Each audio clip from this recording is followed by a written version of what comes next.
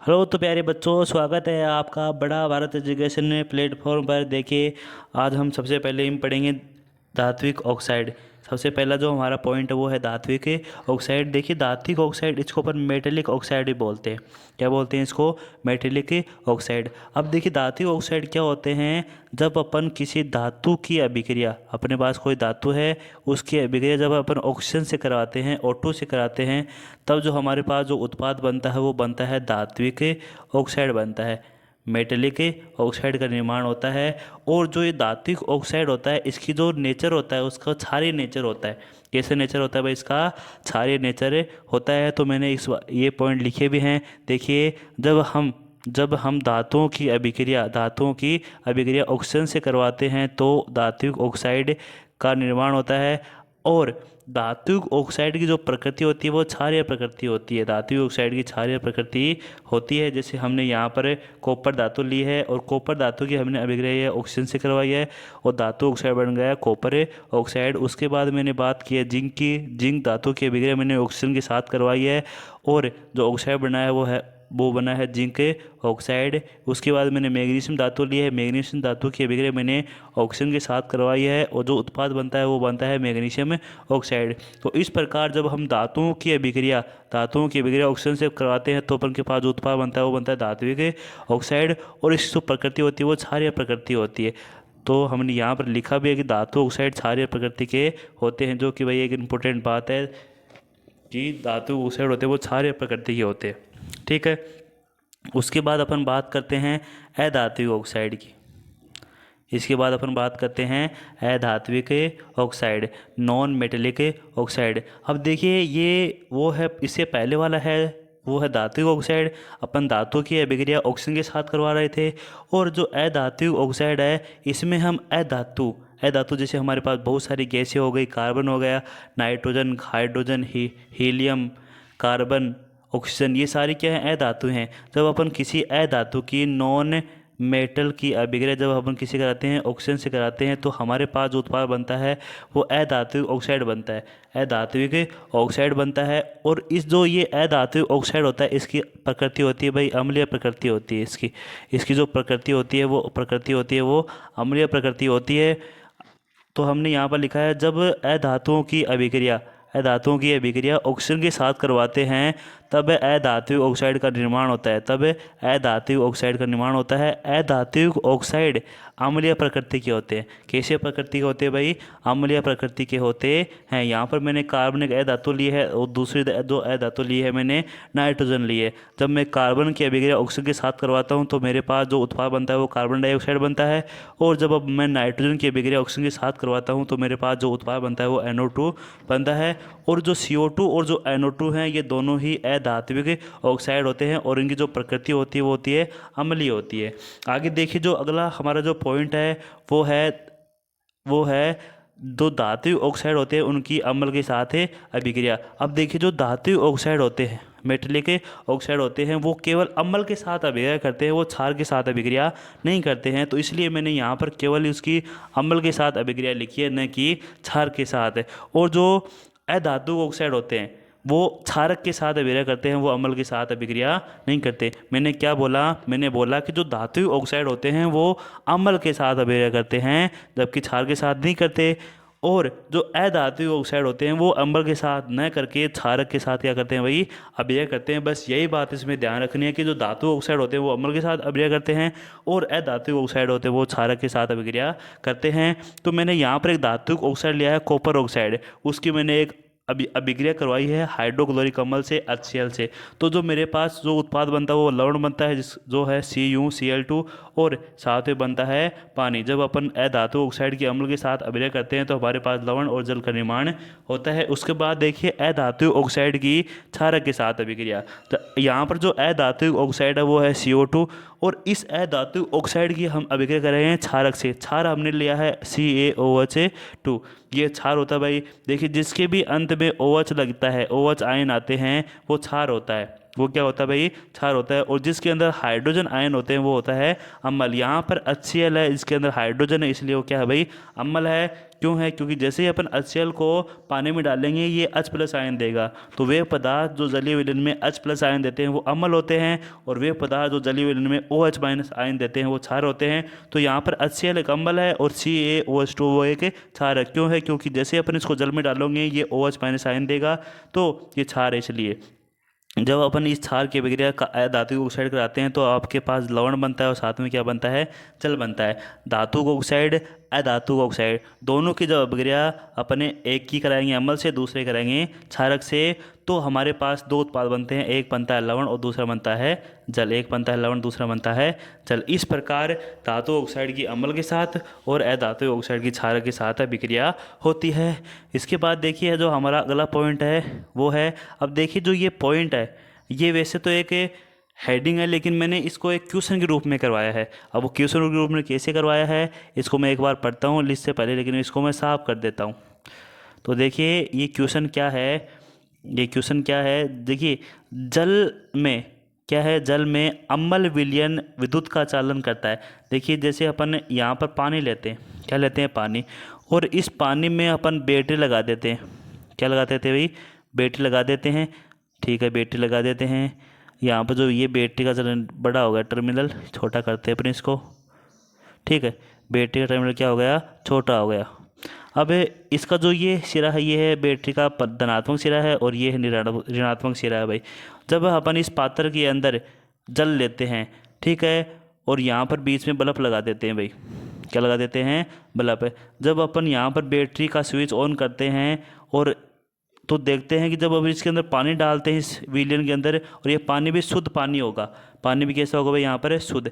तो जैसे अपन switch on करेंगे तो बल्ब नहीं जलेगा भाई, शुद्ध पानी के अंदर विद्युत धारा का प्रवाह नहीं होता। क्यों नहीं होता, क्योंकि उसके अंदर मुक्त आयन नहीं होते, उसके अंदर जो आयन है वो नहीं होते। लेकिन जैसे ही हम बाहर से इस शुद्ध जल में अम्ल डालते हैं, क्या डालते हैं भाई, अम्ल डालते हैं, तो यहाँ पर बल्ब जलने लगेगा। क्यों जलने लगेगा, क्योंकि जब हम अम्ल को पानी के अंदर डालते हैं तो वो हाइड्रोजन आयन देता है। एक तो प्लस आयन देगा जो हाइड्रोजन आयन होगा, और दूसरा देगा वो माइनस आयन।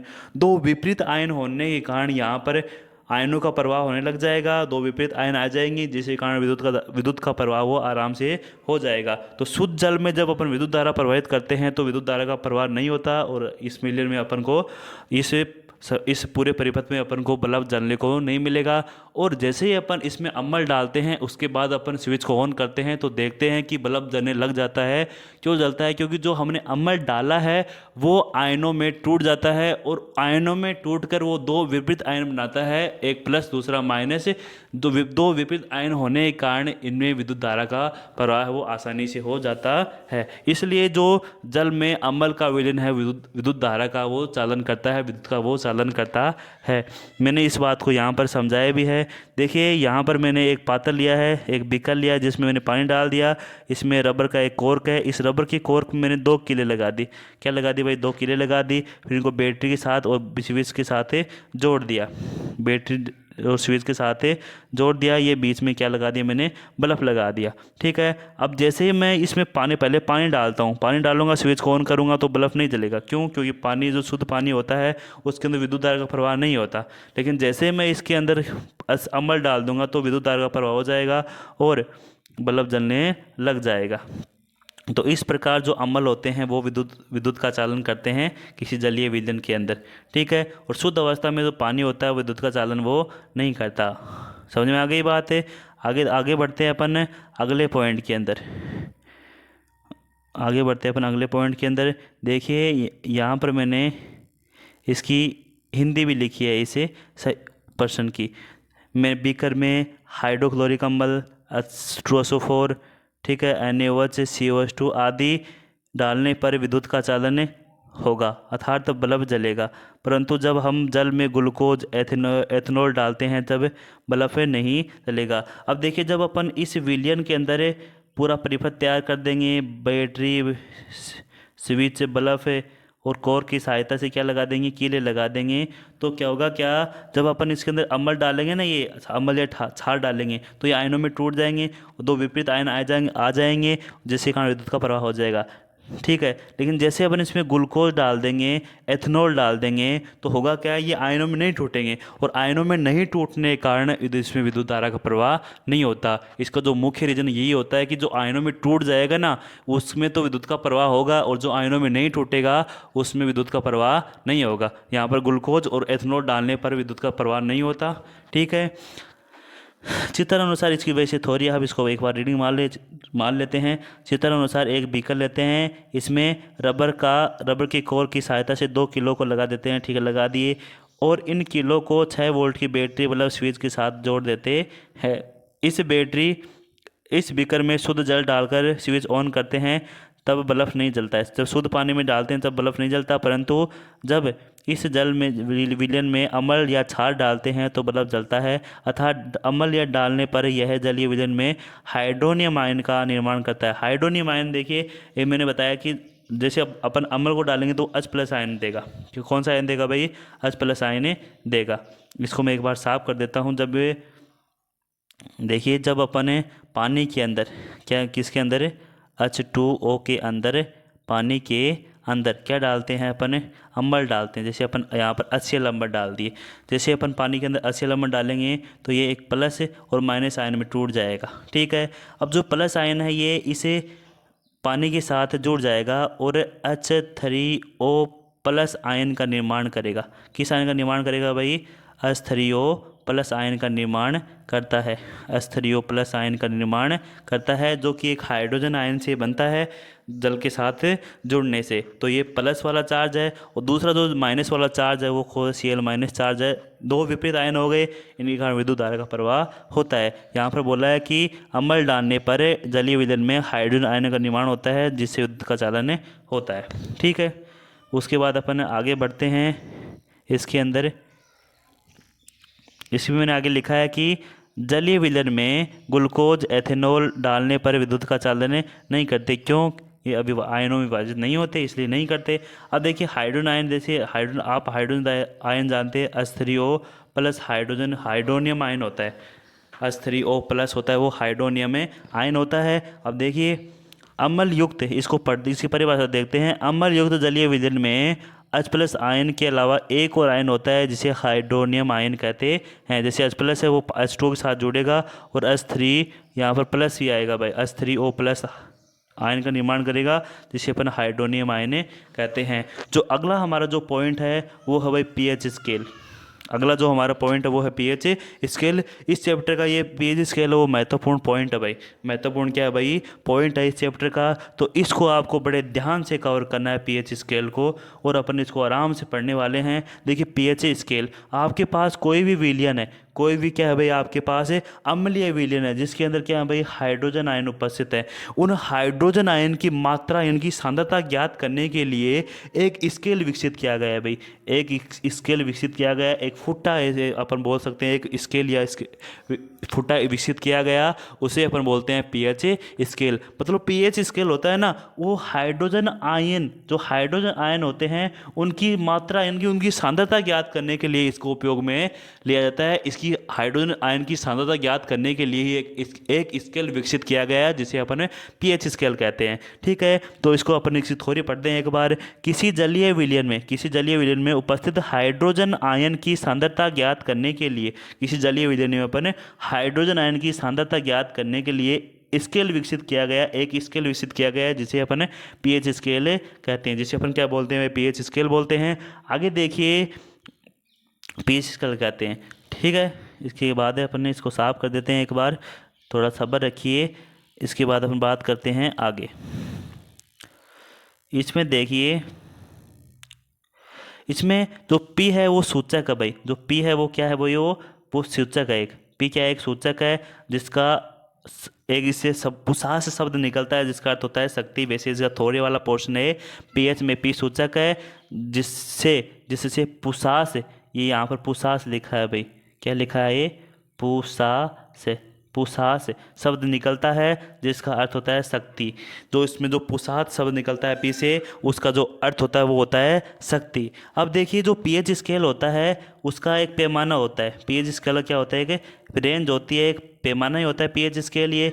अब देखिए जो पीएच स्केल है उसकी रेंज होती है भाई, जैसे पीएच स्केल है इसमें 0 से लेकर 14 तक, 0 से लेकर 14 तक इसकी रेंज होती है। 0 से लेकर 14 तक इसकी रेंज होती है। बीच में क्या आता है भाई 7, क्योंकि 0 और 14 के बीच में बीच वाला कौन आता है 7 आता है। अगर कोई विलियन जिसका पीएच मान 7 है उसका नेचर होता है उदासीन नेचर होता है, ठीक है। अगर किसी विलियन का पीएच मान 7 से कम है, 7 से कम है तो उसकी जो प्रकृति होती है वो अम्लीय प्रकृति होती है उस विलियन की।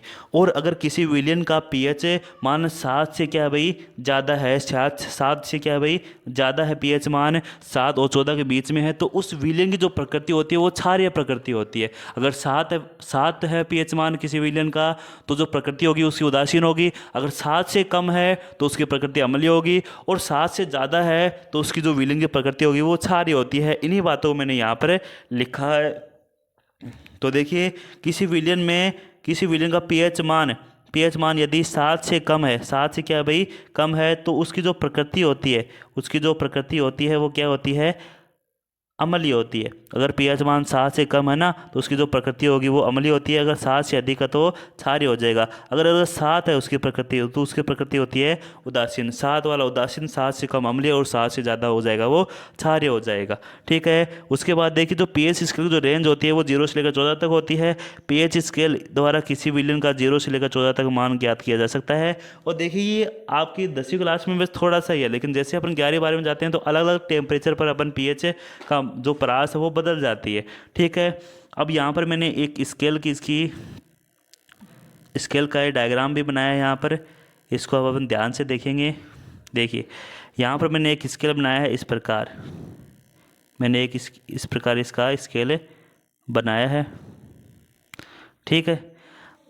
ये लाइन सीधी है थोड़ी भाई, ये लाइन की सीधी है। यहाँ पर देखिए मैंने बीचों बीच एक लाइन खींची है इस तरफ। अब जैसे अपन यहाँ से इस तरफ जाएंगे, यहाँ से कहाँ जाएंगे इस तरफ जाएंगे, तो जो वे ये वाला हिस्सा है ना इसमें हाइड्रोजन आयन की सांद्रता ज़्यादा है ऊपर वाले में, और जो नीचे वाला हिस्सा है उसमें OH माइनस आयन की सांद्रता क्या है भाई ज़्यादा होती है। देखिए अपन यहाँ से इधर जाएंगे तो अम्लीय नेचर में वृद्धि होगी, और जब अम्लीय गुणों में वृद्धि होती है तो जो H+ में है वो भी बढ़ते हैं, क्योंकि जो अम्ल का गुण है कि वे पदार्थ जो जलीय विलियन में H+ आयन देंगे वो अम्ल होते हैं। अब वो देखिए जो अम्ल जितना ज़्यादा H+ आयन देगा उसका जो अम्लीय गुण है, उसका जो खट्टापन है वो उतना ही बढ़ता जाता है।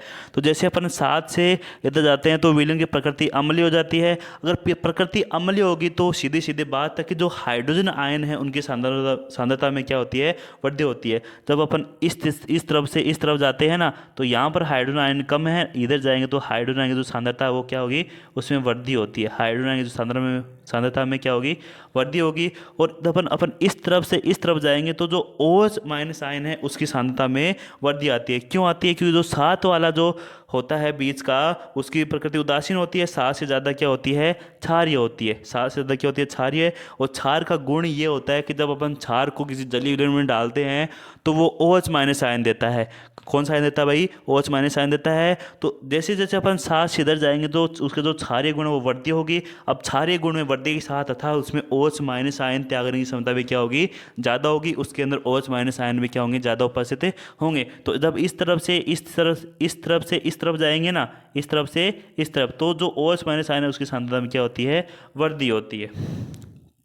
उसके बाद देखिए अगला पॉइंट यहाँ पर है जो pH है, pH का जो सूत्र होता है वो होता है -log H+ इसकी सांद्रता। ठीक है, यहाँ पर लिखा मैंने pH बराबर -log H+ आयन। और जब pH जब इसको माइनस को नीचे ले आएंगे तो ये log प्लस हो जाएगा, तो pH बराबर 1/log हाइड्रोजन आयन की सांद्रता। तो जैसे अपन हाइड्रोजन आयन की सांद्रता में वृद्धि करेंगे तो pH मान में क्या आएगी कमी आएगी। जो अपने यहाँ पर देखते हैं कि जैसे अपन हाइड्रोजन आयन की सांद्रता में इधर वृद्धि करेंगे, क्या करेंगे इधर वृद्धि करेंगे तो जो pH मान वो कम आ जाएगा। और जब अपन OH माइनस की संख्या में वृद्धि करेंगे तो OH माइनस में क्या आ जाएगा परिवर्तन आ जाएगा। तो ये इस प्रकार होता है भाई, ये थोड़ा ज़्यादा लेवल का है। इसके बाद अपन आगे देखते हैं। यहाँ पर मैंने कुछ विलयन लिखे हैं और इनके पीएच मान और इनकी प्रकृति लिखी है। जैसे मैंने सबसे पहले लिखा है हाइड्रोक्लोरिक अम्ल HCl, जो इसका जो पीएच मान होता है वो लगभग 0 होता है। और जब 0 पीएच मान होता है वो तो प्रबल अम्ल होता है भाई, ये बहुत खतरनाक अम्ल होता है। उसके बाद दूसरा जठर रस, जो ये रस होता है वो हमारा आमाशय द्वारा स्रावित होता है। जो इसका पीएच मान है वो होता है 1.2 और इसका जो गुण है वो क्या है भाई, अम्लीय है। उसके बाद नींबू का रस, जो नींबू का रस होता है, नींबू का रस उसका जो पीएच मान होता है वो 2.2 होता है और इसकी प्रकृति क्या होती है, अम्लीय होती है। शुद्ध जल, जो शुद्ध जल होता है एकदम प्योर वाटर, उसका जो पीएच मान होता है वो 7 होता है और उसका जो प्रकृति होती है वो क्षारीय होती है। उसके बाद जो मिल्क ऑफ मैग्नीशिया है MgOH2, जिसका पीएच मान होता है 7 और 7 वाले 7 से ज़्यादा क्या होते हैं, क्षारीय होंगे। तो ये भी क्या है भाई, क्षारीय है। और जो NaOH है वही वो प्रबल क्षार होता है, जिसका जो पीएच मान 14 होता है, इसलिए क्या है ये प्रबल क्षारीय होता है। ठीक है, उसके बाद अपन आगे बढ़ते हैं। तो आगे अपन जाते हैं। अब मैंने यहाँ पर प्रबल अम्ल, दुर्बल अम्ल, इनकी परिभाषा लिखी है। तो देखिए प्रबल अम्ल की, जब देखिए तो प्रबल अम्ल वो होंगे जो अधिक संख्या में, अधिक मात्रा में हाइड्रोजन आयन देंगे। ठीक है, और दुर्बल अम्ल वो होंगे जो हाइड्रोजन आयन की सांद्रता में कम देंगे, कम हाइड्रोजन आयन देंगे। देखिए अम्ल को जब अपन पानी के अंदर डालते हैं तो हाइड्रोजन आयन देंगे। अगर वो जो अम्ल अधिक H+ आयन देगा वो प्रबल अम्ल हो जाएगा और जो कम संख्या में H+ आयन देगा वो दुर्बल अम्ल हो जाएगा। उसी प्रकार जो क्षार होते हैं वो OH- आयन देते हैं। जो अधिक मात्रा में जो क्षार जलीय विलयन में अधिक मात्रा में OH- आयन देता है वो क्या होता है, वो एक प्रबल क्षार होता है। जबकि जो कम मात्रा में हाइड्रोजन OH- आयन देता है वो दुर्बल क्षार होता है। तो मैंने यहाँ पर लिखा है प्रबल अम्ल वे अम्ल जो जलीय विलयन में अधिक मात्रा में हाइड्रोजन आयन देते हैं, प्रबल अम्ल कहलाते हैं। अधिक मात्रा में हाइड्रोजन आयन देंगे वो क्या होंगे, प्रबल अम्ल होंगे, जैसे कि HCl H2SO4। उसके बाद दुर्बल अम्ल वे अम्ल जो जलीय विलयन में कम मात्रा में हाइड्रोजन आयन देते हैं, दुर्बल अम्ल कहलाते हैं, जैसे कि एसिटिक अम्ल। उसके बाद बात करते हैं प्रबल क्षार की। तो वे क्षार जो जलीय विलयन में अधिक मात्रा में OH- आयन देते हैं, प्रबल क्षार कराते हैं, जैसे कि NaOH। उसके बाद अपन बात करते हैं दुर्बल क्षार की। तो दुर्बल वे क्षार जो जलीय विलयन में कम मात्रा में OH- आयन देते हैं, दुर्बल क्षार कहलाते हैं। कम मात्रा में OH- आयन देंगे, दुर्बल क्षार कहलाएंगे, जैसे कि MgOH2। ये क्या होता है भाई, दुर्बल क्षार होता है। ठीक है, उसके बाद जो हमारा अगला पॉइंट है वो है दैनिक जीवन में पीएच के महत्व। अगर आपको वीडियो अच्छा लगा तो वीडियो को लाइक कीजिए, चैनल को सब्सक्राइब कीजिए। जो ये पॉइंट है दैनिक जीवन में पीएच के महत्व, दैनिक जीवन में पीएच के महत्व है, इसको हम अगले वीडियो में कवर करेंगे। ठीक है, अगर आपको वीडियो अच्छा लगा तो कमेंट कीजिए, अवश्य कीजिएगा और चैनल को अवश्य सब्सक्राइब कीजिए। मिलते हैं हम अगले वीडियो में। धन्यवाद।